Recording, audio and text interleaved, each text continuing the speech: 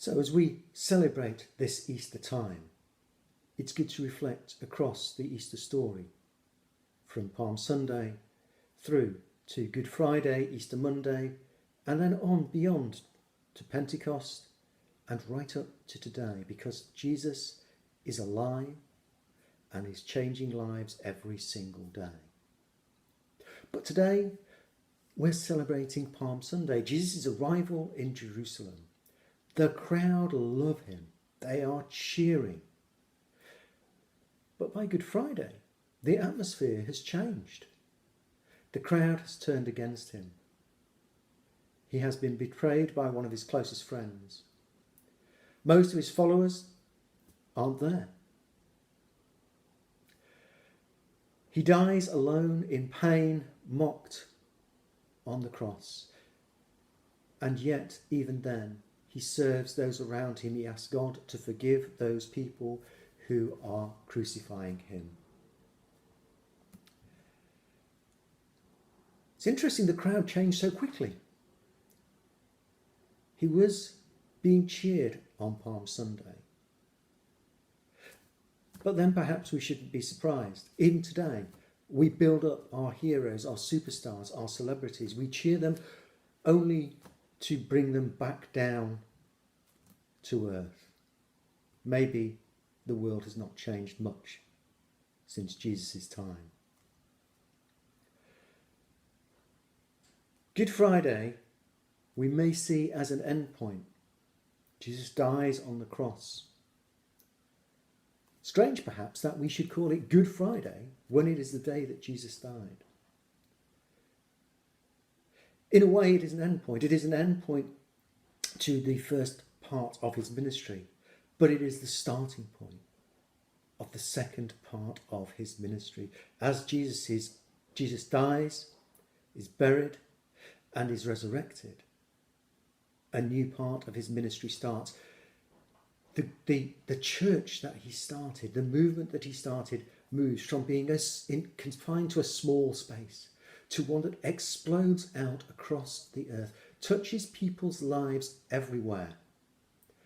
It is a church that is for everyone, and that continues today.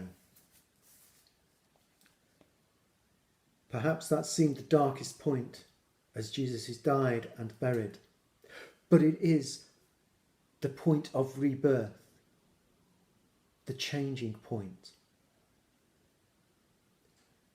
Things look bleak.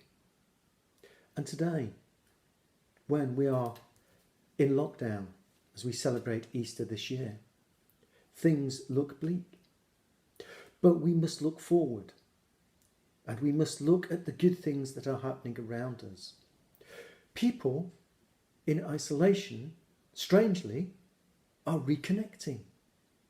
We are using technology, old and new, to speak to each other. Families are eating together, and when they take their daily exercise, they are walking and talking and laughing and running together. Life has become incredibly fast-paced over the last few years. People have looked out for themselves and had little time for those around them. Suddenly we are forced to slow down, and people are reconnecting. We've also rediscovered the importance of service as individuals and as communities. We have stopped asking, what can I get out of this situation? And started to ask, what is it that I can do to help others? It really is a time of change. People are coming together. Whole networks are springing up that are bringing people together. Those in need are being put in touch with those who can help. Communities are refinding their souls.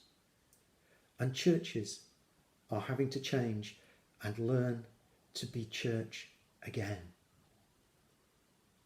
The church building doors are closed. Perhaps that's symbolic. The stone has been rolled across the tomb. And yet, at that point, the church has started to learn again what it was always supposed to be. A servant community, serving those around it without question. There is much good going on at this time. And when lockdown ends, as it will, we need to hold on to the good things, and we need to continue those good things. We need to hold on to our newfound sense of community. We need to hold on to that thought of, how can I help my neighbours? We need to remember how valuable all those people around us are, to make sure that people are no longer invisible. We are at the moment reliant on a whole group of people who, until this started, had become invisible. We need to remember that everybody is of value. And churches, we need to remember not to roll that stone back again. Now we have been moved out of our buildings. We need to remain part of our communities, serving those around us, offering God's love and compassion and care to everyone. Perhaps this Easter, despite the lockdown, can be the best Easter ever, as we all learn to love each other more, to show more compassion, to be less judgmental, and to remember to always make time for those around us.